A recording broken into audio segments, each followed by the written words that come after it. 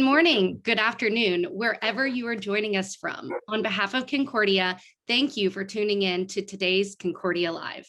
And thank you to one of our newest global patron members, Pollination, for co-hosting today's discussion focused on how investing in green solutions can bolster our food and energy security. A few housekeeping notes before we get started. All attendees are automatically muted upon entry, but we do hope that you'll take advantage of the chat feature to introduce yourself. Let us know where you're tuning in from. Introduce yourself to all of our panelists and engage throughout the conversation. You may also ask our panelists questions by utilizing this chat feature at the bottom of your screen. This webinar will be recorded and available on Concordia's webpage and YouTube channel after the fact. The Q&A and chat will not be recorded, as this is a special membership access benefit to those joining us live today. Without further ado, I will turn it over to our co-host and moderator of today's Concordia Live, Rick Saines from Pollination. Rick, over to you. All right, thank you, Ashley.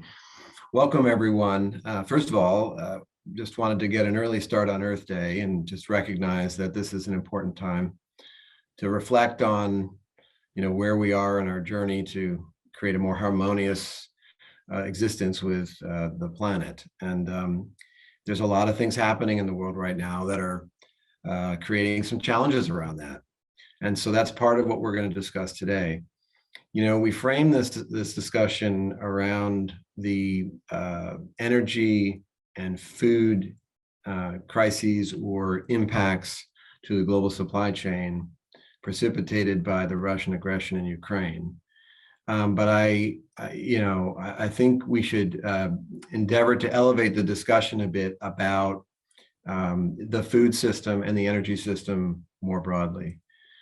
We have, if anything, this has exposed issues in the supply chains that, this particular moment in time is the cause. But with climate change itself being a significant disruptor of global supply chains, and the imperative of resiliency and the imperative of maintaining, as best we can, a trajectory that's in line with the Paris Agreement targets and in line with the science to avoid very significant consequences of climate change. It's really about thinking strategically how to navigate the need for resiliency in the food systems, price challenges in the food systems, and in the energy systems. And it's a really interesting moment that presents some difficulties, but we're delighted and really privileged to have some excellent folks here on the panel to talk about that. So let me just do a quick introduction, and then we'll dive into the discussion, because we actually don't have a lot of time to talk about these challenges. So I'll introduce first Chris Adamo, who's the Vice President of Public and Government Affairs at Danone North America, Public Benefit Corporation, so a PBC. And I guess you're one of the world's largest B Corps, which is fantastic. I know Pollination itself is in the process of trying to be a B Corp, and hopefully we'll be through that as well. And it's a really rigorous undertaking, so congrats on that. And Chris is going to bring just an amazing perspective on Danone, which is, many folks know, is a real leader in the space of sustainability, climate, and we'll talk a bit about some of their strategies with their customers, and really down to the farm level to how they build resiliency in their own supply chains. We also have Natasha Buchholz, who's Business and Operations Manager for the International Development Enterprises in Mozambique. And I'm really excited and look forward, Natasha, to talking about the work you're doing on the ground and how you think about food systems and resiliency in the food systems at the project and on the ground level there. And then finally, we have Chris Gould, who's the Executive Vice President and Chief Sustainability Officer for California Resources Corporation. California Resources Corporation is a publicly listed Fortune 100 energy company. And Chris leads an effort to essentially reimagine the company and to leverage some really interesting features of the assets that the company holds, which we'll talk about, and how you can create Paris-aligned supplies of the critical energy that the world needs and is demanding in new ways in light of the reshuffling that's happening with respect to Europe. So thank you, everybody. Let me start, maybe Chris Adamo, with you, and maybe we'll talk about food a little bit, and we'll pivot over to energy, and we'll talk about the food energy nexus, and we'll wrap it all up, and it'll be a perfectly timed 45-minute discussion, landing right on time. All right, so Chris, there was a recent New York Times op-ed which talked about, I think the title of it was something along Putin's war is causing an energy and food crisis. And by the way, we conceived of this panel before that op-ed came out, so I'm a little disappointed that we weren't the first out of the blocks on that. But in there, they had some interesting data and some heat maps around impacts that are going to materialize, some of which related to sunflower, all these various commodities, and wheat's a big one in Ukraine and Russia, and sunflower. And then you look at some of the countries that are impacted by that. And Natasha, I'm sure you'll have a perspective on this as well.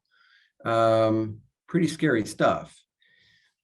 So, but long before Russia, you and your company have been focused on this issue of resiliency in the food systems, as well as sustainability, and the dual kind of approach there. I mean, can you just speak a little bit about Danone and how you see this, and then what does something like an acute shock to the system, in this case it's Russia, but let's forecast other ones. How do you manage for that while still maintaining a trajectory to achieve your sustainability objectives? Yeah, sure.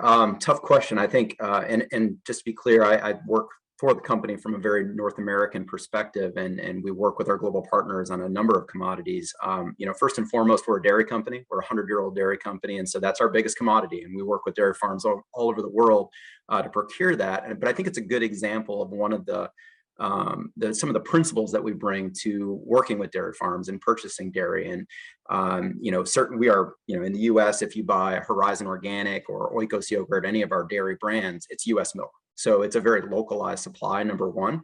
And obviously we try and localize those supplies all over the world where we can. Now, if we're using vanilla or chocolate or coffee, obviously in the United States, those are not things that we can grow here. So those are obviously different challenges, different types of strategies. But one of the principles, or two principles really, that we bring with dairy and frankly any commodity, number one is just transparency, knowing that supply chain and knowing what those farms are going through, and thinking about the resilience and the efficiencies that perhaps can be improved where we can be a co-investor in a lot of ways. And I think dairy is a great example that I'm happy to talk more. The other is thinking more long-term with those partners, where we can, working with the farms directly, and thinking about long-term purchase and offtake agreements, so that it's not just a spot market opportunity for us. And that helps dampen volatility long-term. It helps increase efficiencies. It really creates a different set of incentives for us and for the farm that's supplying us in many cases. So dairy is a great example of that.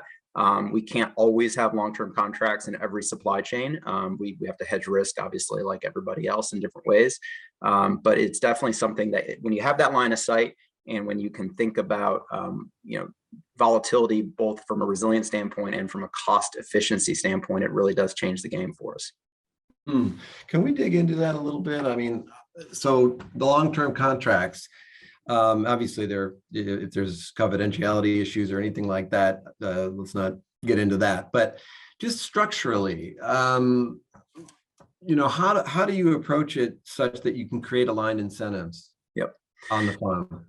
So we definitely look at contracts in different ways, and they're not all the same. I don't want to give that picture that every dairy farm is under the same type of contract with us. And we do use cooperatives in some cases, but the U.S. is a great example where we're trying to have that direct line of sight and direct contract with the farm. And so where we can, we think about multi-year contracts.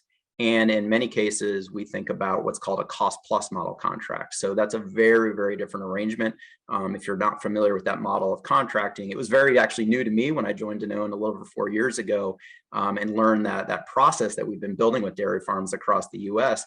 We're paying on a margin, which means we're picking up many of the input costs for that farm. So we're thinking about diesel, we're thinking about fertilizer, we're thinking about the seed that goes in the ground to feed the dairy cows. And it's a very different arrangement where the incentives, obviously for us to think about what that farm is actually going through. Number one, we want to decrease costs and hedge costs on behalf of the farm where we can. And it's a very different arrangement for the farm where they can be more efficient and decrease their costs. They can increase the margin in which we pay them. So very, very different set of incentives. And it actually is a great bridge to think about things like animal welfare and climate change. We can talk with that farm about co-investment opportunities that benefit us both in a much, it's just a much more clear incentive under that contract structure. Really interesting. Natasha, I mean, does that resonate with you a bit in the work that you're doing? And also, I'm happy to have you just tell us a little bit about, how you're reacting to what's happening in the looming crisis, because a lot of the countries, on the heat map are in Africa, for example. So Absolutely, Rick. Thanks for that question, and kind of just maybe to provide a little bit of context for folks that are not familiar with International Development Enterprises. We are a nonprofit organization that has been in existence for about 40 years now. And we work in 10 countries in sub-Saharan Africa, Asia, and Central America. And our main objective is really to create resilient market ecosystems that are both growing and adapting to the various contexts in which we operate. And so that is kind of our main objective. In terms of kind of the question at hand here and the way that we're responding to this, the truth of the matter is that a country like Mozambique, for instance, where I'm based, about 40% of Mozambique's wheat dependency is imported from both Russia and Ukraine. And so when you kind of just put that figure in and of itself, wheat is just like such a fundamental component of the food basket here in Mozambique, that it raises alarm bells. But I think that on the contrary, there's different approaches that we can be taking and different responses, not only just to the crisis that is at face here because of the Ukraine and Russia tension, but also just the fact that nearly 3 billion people will be facing chronic water scarcity in the next decade, right? Statistics like 18% of all land species will be at high risk of extinction. These are all statistics that I don't know if it's happening to others, but at least for me, over the past few years, the conversations that I'm engaged in both professionally and let's say more privately, if we continue in the direction that we're headed now, it raises alarms, and we need to pivot the way that we adjust and do our work, right? And so in Mozambique, when you put that in the context also of conflict, right, which we in northern Mozambique, I don't know if folks are familiar, one of the largest liquid natural gas reserves has been found in northern Mozambique. There is what some people are referring to as an Islamic extremism movement in northern Mozambique as well, right? The way that affects supply chains, the way that affects the way that markets are functioning domestically, and how that relates to global supply chains is also a huge challenge, right? So the way that we're adapting to this in a more concrete way is through an approach that we refer to as the Farmer Resilience and Rebuilding Initiative. This is a program that we've been implementing in Mozambique since 2018 after a series of really strong climate-related shocks, which are also things that merit discussion as we discuss kind of the energy and food systems. With this kind of approach, we take, let's say, a multi-layered intervention. So what we do is we conduct subsidized agriculture fairs, and we've done this for nearly 80,000 smallholder farmers in Mozambique, whereby we reduce the barrier to entry in the market. So by giving kind of this purchasing power to smallholder farmers directly, they then purchase the inputs which they deem are relevant for their resilience and reconstruction needs directly from local private input suppliers. Now, this is not at the same scale as Danone or maybe the kind of work that Pollination engages in. We're really looking at, let's say, more functional market ecosystems in a rural context, right? Mm-hmm. And so what we're starting to see is Uh-oh. How are you guys? Chris and Chris, are you still with me? I'm here. There we go. Okay. Natasha, you're breaking up. Sorry, am I back now? You're back. You are, but your image is frozen. Maybe go off camera for a second and let it catch up. Yeah. Cool, you got it. So really what we see here is when you layer these subsidized agriculture fairs with behavior change through farmer field schools, and then you empower rural entrepreneurs in their markets, over three agrarian cycles of these interventions, household incomes start to increase. And so this kind of replicable model, when you apply this at scale, is something that we're kind of really promoting and kind of pioneering within the Mozambican application.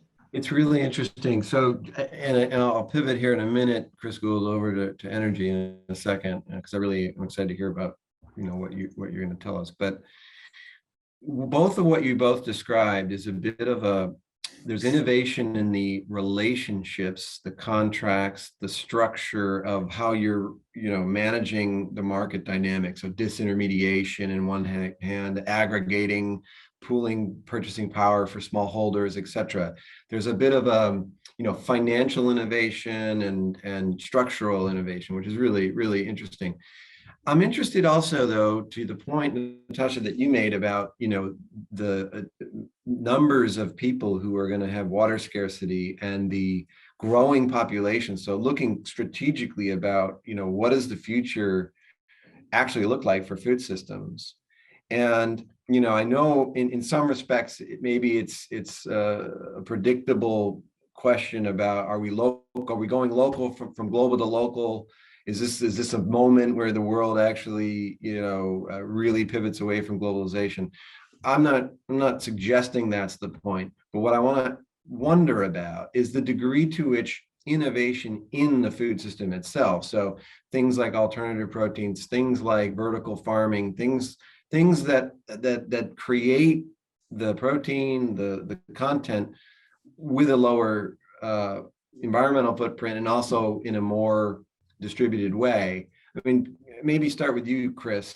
Talk a little bit about that, and is that part of your overall risk management and sort of future thinking strategy as well? Yeah, I think Danone has a long history of intervening and creating some new supply chains where we need, right? Where we need to decrease volatility, where we need to increase certainty. We have projects in Mexico on strawberries that come up to our yogurt brands. We have a variety of investments going into almonds in Central Valley, California right now. That improve on water, that improve on pollinator habitats and things of that nature. So it's really an across the board look at all our major inputs, all our major commodities, and thinking, how do we do this differently? I'll give you two examples, and I've got a water scarcity example and an excess water example. I mean, in 2019, we had almost 20 million acres in the upper Midwest that were underwater in May and June. That is a lack of food going to dairy cows in that region in many cases. We have evidence now that better crop management, things like cover crops, actually allow people to get their seed in the ground. So those are examples where a cost, some people may see that as a cost, others see that as a risk management technique. So we're starting to see those learnings come about. We're starting to see better ROI on things that historically have been looked at as cost at the farm level. So that's something we're trying to explore, is not just the carbon value. Obviously, we want to quantify the carbon value. We want to quantify the water value, but what's that economic ROI in a 2-3 year period for those farms? Really, really fascinating. And then, obviously, if you have, longer contracts with farmers, you can manifest the data to support, right. And speaking from a U.S. standpoint, so many farms, especially in the commodity world, grain commodity world especially, they're on year-to-year contracts. They're on year-to-year financing with their localized bank. Our subsidy system in the U.S. sets it up that way. It's been successful in many, many ways, but it's not necessarily considering some of these new risks with climate change that we're seeing. Really interesting. Really interesting. All right, Natasha, obviously feel free to jump in on any of the points, but I want to make sure we get some talk on energy. So Chris, I was having a conversation yesterday about this with others, and just about the implications for European natural gas. I happen to be in London, and there's a whole bunch of Europeans here that we're having some discussions. And talking about how in Germany in particular, how difficult the choices are right now in managing this. One of the statistics that I heard, which was shocking, was, there's been roughly about $1 billion worth of sanctions, but the EU itself has funded about 30 billion in purchases of fossil fuels from Russia over the last month. And so when you think about that, assuming, I know there's planning, regasification, terminals and things. But at some level, at least in our discussions over here, there's a sense that there's going to be a whole rebalancing, reshuffling of sources and supplies. And, when each country under the Paris Agreement has made a commitment to achieve its targets and so forth, that's going to create all kinds of interesting new challenges in doing that. And one of the perennial discussions that's always been out there is this issue of carbon capture and storage, and what can you do with carbon capture and storage to help decarbonize industrial outputs and also energy outputs. So can you speak to us a little bit about what you're doing in California, and then how do you see this global reshuffling of sources and flows of energy playing out a little bit? Yeah, absolutely. I think you're spot on. There's a tremendous parallel here between, in fact, Western Europe and Germany in particular with the energy transition, and California, which is essentially an energy island as well. California imports 70% of its oil from foreign sources, and it's also a large importer of ammonia and fertilizer and all the other things that we're talking about in the food side. So there is a really interesting intersection there as well. But what you're in our way of thinking, what you're referring to is the energy transition, and you're seeing bumps, large bumps along the road by overly relying on one particular solution, right? I think when you step back and look at the goals that we've all discussed here today, and what needs to be achieved through Paris, you quickly understand the recent discussions around carbon direct removal and all the things that need to happen, that it's going to take really all the above. So what are we focused on with respect to during the transition, lowering the carbon intensity of our core products today to provide the lowest carbon intensity fuel that we can while it's being used, but also repurposing our oil and gas reservoirs to carbon capture and sequestration reservoirs. So essentially capturing those industrial point source CO2 that are critical to local economies, and not being over reliant on imports and this whole notion of local production, and sustaining that for communities in California, but doing that in a way that moves towards a zero carbon manner of doing that. Now, in doing so, we have set a full scope net zero goal. And I know that there's a lot of the goals being set, but we do think we're a unique company in demonstrating that carbon capture and sequestration can be and should be a part of the transition, along with renewables and electric vehicles and all the things that need to happen to transition. So full scope, meaning scope 1, 2, and 3, absolute emissions by 2045.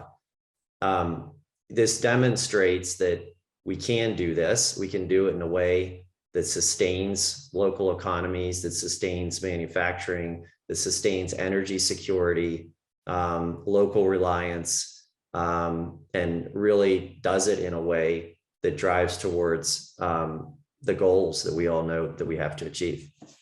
And just so for those that aren't, on the call, that aren't steeped in kind of the greenhouse gas accounting, carbon capture and storage, can you just describe a little bit, in sort of layperson's terms, what carbon teravolt is and how you intend to, use it as a business? Right. So our emissions are roughly in our direct emissions and energy consumptions around 3 million tons per annum, and our scope 3 emissions from downstream combustion of oil and natural gas is about 17. So roughly 20 million tons per annum of emissions. Carbon teravolt is our business that we launched, which is the carbon capture and sequestration business. So you take an industrial source of carbon that otherwise would be go to the atmosphere, whether that be a refinery, cement, power plants, or new sources such as renewable diesel or direct air capture or BECCS plants, anything that is sort of lowering the carbon intensity of the fuel, the energy that's consumed today in the energy transition. Capturing the CO2, compressing it, moving it to a storage reservoir and pumping it underground for safe, permanent geological sequestration, thousands of feet below ground in accordance with the standards that are set out by our government. And these projects have been done, not as many at scale, but they are working models that have been done in Europe and the United States. And we, with that approach, with that business of carbon TerraVault, we can more than offset our net zero goal. Essentially, that is our leading mechanism to essentially reduce or offset the entirety of our emissions profile by 2045. That's the netting and the offsetting that we're doing to achieve that. And that's yours. But I mean, I guess the question is this also a place where third parties, for example, could avail themselves of your storage?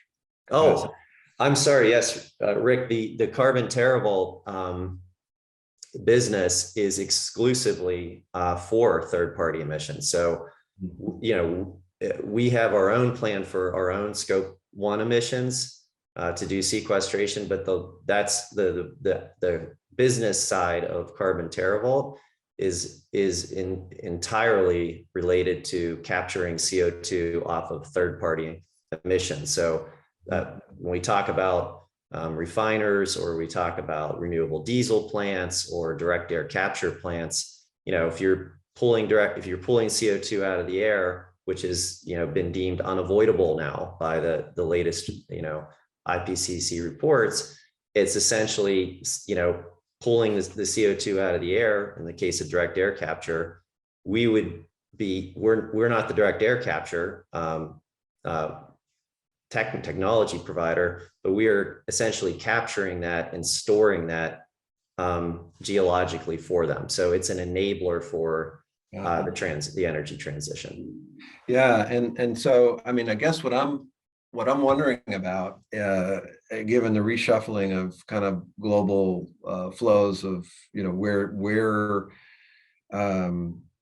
oil and natural gas is going to go, and I think the current thinking is that there's likely to be more exports from the United States to Europe to substitute reductions of that commodity, those commodities coming from Russia. I mean, I think that's generally the idea. And as a part of that, the concern on the climate side is that you're going to be building, because it's not like Russia won't find somewhere to go. They have a lot of connectivity to China. They have other things. So the question is, because of the short-term disruption, they may need to build, 40, 50-year infrastructure around regasification and just figuring out how they're going to, in the short term, weather the storm in Europe. But then that locks in kind of an infrastructure that is not consistent, absent some solution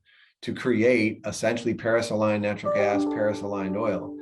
And so what I'm wondering about is like, are you seeing that? Are you seeing probably an increase in production in the U.S. to export over the coming years? And is that part of something that your company, but there's a lot of geology in the United States that's suitable for permanent sequestration? I mean, do you see this being a moment where CCS can actually pivot over the scale challenge? I do, and I think it again gets back to a more orderly transition, right?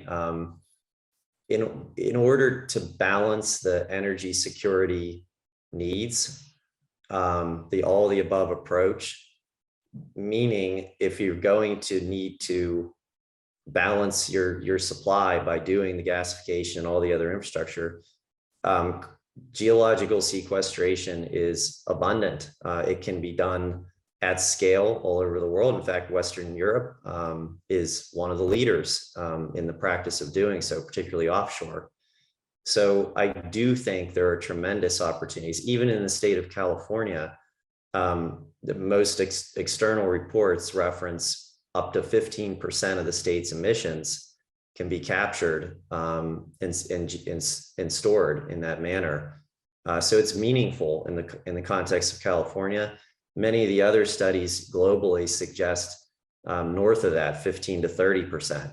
That's a significant, and again, in the context of all the above, and until we have utilization of some sort for CO2, even for unavoidable solutions like carbon direct removal, you're going to have to store the CO2 in order for that to be effective to capturing CO2 out of the atmosphere. So I do think it's a tipping point that has been sort of a while in coming, but one that is definitely going to be motivated by the idea of balancing the energy going forward. And it's a way to have the infrastructure as you're building it. If new infrastructure and that long-term investment you're referring to, building it with the capability around CCS would in fact alleviate that. And we're living it, right? If we can set a full scope net zero goal off of our own production, there's no reason that can't be accommodated elsewhere. Yeah, it's really interesting. You mentioned the IPCC report recently, and just for those who may not be familiar with that acronym, it's the Intergovernmental Panel on Climate Change. It's a UN organized global scientific body with, I don't even know, there's thousands of climate scientists that participate in this. It's a really robust, the state of the art, and they just put out their mitigation report, their state, a few weeks ago.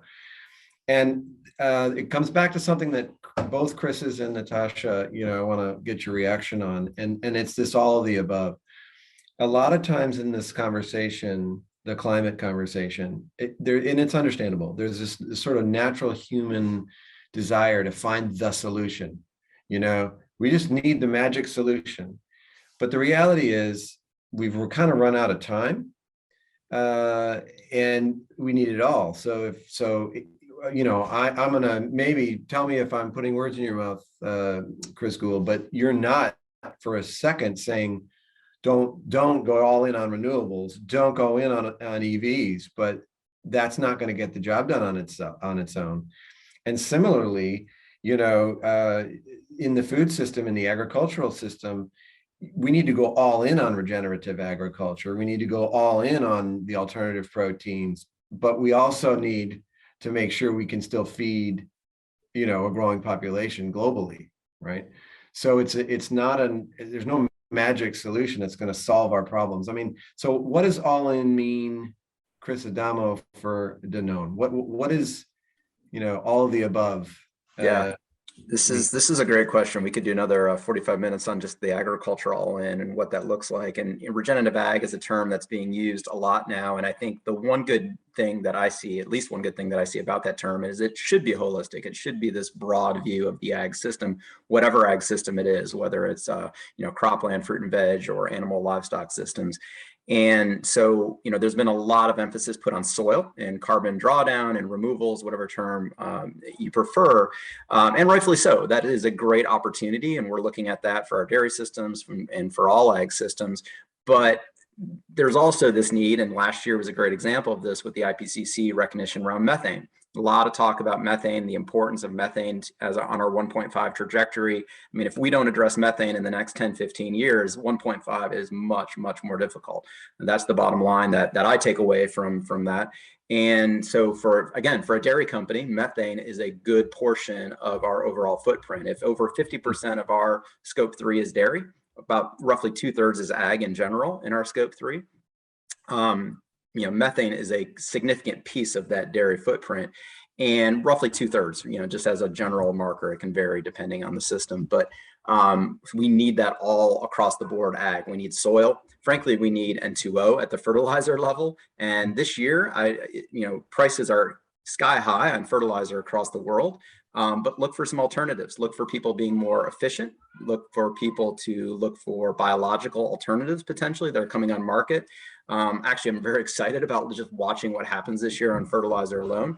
And then third, with the dairy system, different manure management and different enteric, the burps solutions, which can be genetics, which can be feed additives. And frankly, we have a long way to go there. We just published a paper through Transformation and Net Zero, this group that we work with, Environmental Defense Fund is a piece of that. We put together a paper on manure solutions recently. And one of the gaps we saw looking out there, a lot of these technologies are not new when it comes to manure management, but the comprehensive view has been missing in a lot of our conversations.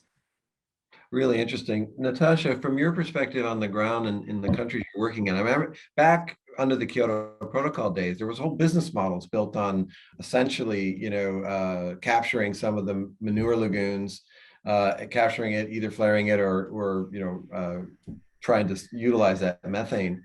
But when you flare it, you reduce it from, CH4 to CO2. And getting carbon credits, certified emission reductions, quantifying that. I mean, what's the role of some of this technology, some of the, maybe even the biology or practices on the farm, whether it be fertilizer enhancements or other things? I mean, are you working with the communities to kind of enhance resiliency in that multifaceted way, or what are some of your biggest challenges there? Yeah, absolutely, Rick. And I think it's a loaded question. And as Chris was saying, we could go on for hours about this topic. I think that kind of going back to your previous point, from our perspective as IDE, what we're trying to do is we're trying to get farmers to be essentially frontline climate workers. Ensuring that they're able to continue to grow the food that is necessary at a household level. And we have to remind ourselves that a lot of the times we're talking about subsistent farming, right? We're not talking about commercial scale farming. And building out outgrower networks in a context where connectivity and infrastructure is, let's say, very, very weak is quite the challenge. So we don't have a magic solution at all. What we're really trying to do is improve soil health and sequester carbon for the benefit of the planet and all of these kind of ambitious targets that we have globally. And the way that we think we're able to do that is by creating kind of these functional market ecosystems where entrepreneurs and small businesses are earning incomes by serving their communities. Smallholders are able to increase their productions, and then income and food security. But the truth of the matter is, at least in the Mozambican context, this is not an American agriculture context. This is a very different level, right? We're looking at smallholder farmers that are on less than $1 a day. And so even this notion of adopting syntropic agricultural practices or regenerative agriculture practices, I mean, we even struggle to get smallholder farmers to see the value in improved certified seed, right? To see the value in mulching and crop covering. So seed spacing, just very basic climate smart agricultural practices that are necessary at a smallholder farmer level is kind of where we're focusing, right? But again, we don't want to move towards self-sufficient and isolated local markets, right? The objective here is to have locally led development that is more self-directed and resilient, but let's say more connected with the wider ecosystem to give more opportunities. So looking at those connections between, let's say, a Mozambique and a Zimbabwe, looking at those connections between a northern Mozambique and a Tanzania, for example, right? So making sure that we have these functional kind of corridors along the various bread baskets that make it more effective. So to kind of summarize, the balance isn't there right now, at least in Mozambique, right? We need to enhance the availability even of seeds and fertilizers in a rural context and enhance local and regional trade while also kind of tapping into farmers and their ability to get into kind of new markets that extend beyond borders, right? That's where we're focusing right now. It's really, really fascinating stuff. One question that I'm curious about, I'm watching the clock too, but how much of your work and your conversations with the farmers is being influenced now by actual climate change? Meaning, there's a whole techniques, practices, improvements, skill set building, assuming stable, reliable climate. Are issues like water scarcity affecting the way in which you are engaging with the farmers, other things that are climate related affecting your work today? It's a huge challenge, Rick. I mean, if you look at Mozambique since 2018, we've had more than 7 devastating cyclones that when you think about what that does to the land, you also need to consider the displacement of people within the country. You need to look at things like infrastructure that just doesn't exist, bridges that are washed out, like northern and southern parts of the country that are completely isolated from each other, right? And so the impacts of climate change within the context of Mozambique are absolutely undeniable. And Mozambique has actually been listed as one of the most vulnerable countries to climate change at this point in time. And so that manifests in the form of cyclones, that manifests in the form of cyclical droughts, that manifests in the form of burnt soils as a result of flooding, right? So these are all challenges that we're facing on a day-to-day basis. But what we're really seeing is that, again, there is not that magic solution. You know, what we're really seeing is that it's kind of this blending of different approaches that is starting to create more of efficacy in the last mile. And one of the things that I kind of want to highlight there, that's an innovation that we've been doing, is we talk a lot about, let's say, access to voluntary and involuntary carbon markets, right? It's an area obviously that we're keen to explore because we have such a large smallholder farmer base, and we do have a lot of data around that as well. But really the access to finance bit is really fundamental, right? When you look at kind of the ability to access loans or credit in a sub-Saharan African context, the interest rate are absolutely a constraint, and it is almost impossible for smallholders to have access to a formal banking sector. And so one of the things that we've been doing is really in partnership with a microfinance institution out of California, actually, we have been building out an access to finance program whereby we support rural entrepreneurs that are focused on the agriculture side of the value chain, whether that's input, output, offtake, technologies, storage, transport, all of the things that come around the agricultural system, providing them with zero interest loans so that they're able to invest in these agricultural technologies, invest in these inputs and assets, and strengthen and expand their agribusinesses. And so to date, about 62% of our clients that are kind of pulling out these smaller loans, and I'm talking about an average loan size of about $2,000, right? Very, very small. They are women. And when we layer those with the financial literacy trainings, we're seeing increases in loan prepayments by about 60%. And a repayment rate of about 98.9%. And of course, that came with various learnings. But what we really see is just kind of, if you layer these things together, give it 3 years, you really start to see change. You really start to see impact and more functional local markets that are then able to plug into this more broader vision of, let's say, outgrower networks that are maybe then relevant to a supplier for Danone, for example, right? Or other larger commercial ag entities. Yeah, that's fascinating. I was going to ask you what your repayment rates were, because I was expecting them to be very, very high. And, you know, there's a whole question, and I know we're bumping up here, but there's a whole question about what is risk. You know, how do you price risk? What kinds of risks are the real risks that are out there in the financial market, in the food systems, and the energy systems? And I think, you know, this conversation has just highlighted to me that it's complicated, but when you engage, there are actually, you know, there's solutions. We gotta keep working this stuff and keep plugging ahead at it.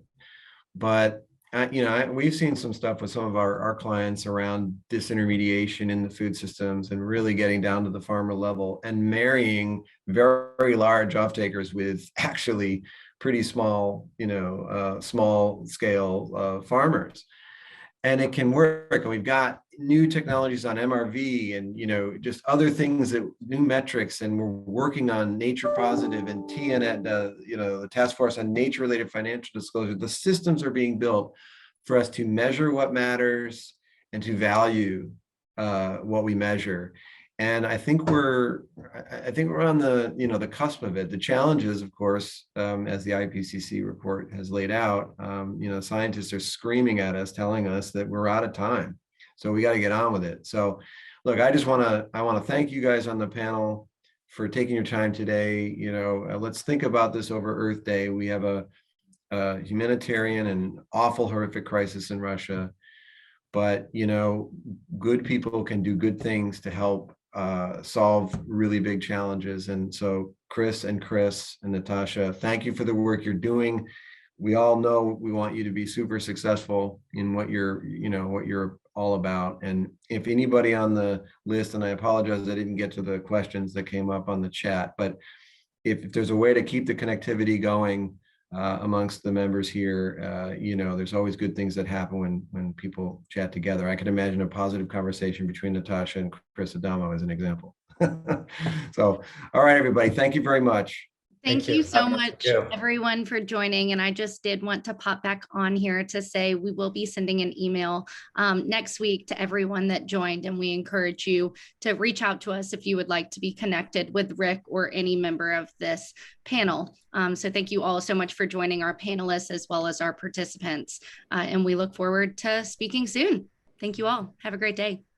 Thank you.